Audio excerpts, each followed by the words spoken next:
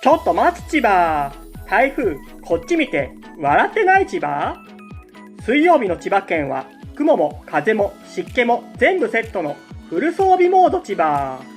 北西部は昼から時々雨、北東部と南部は曇り時々雨。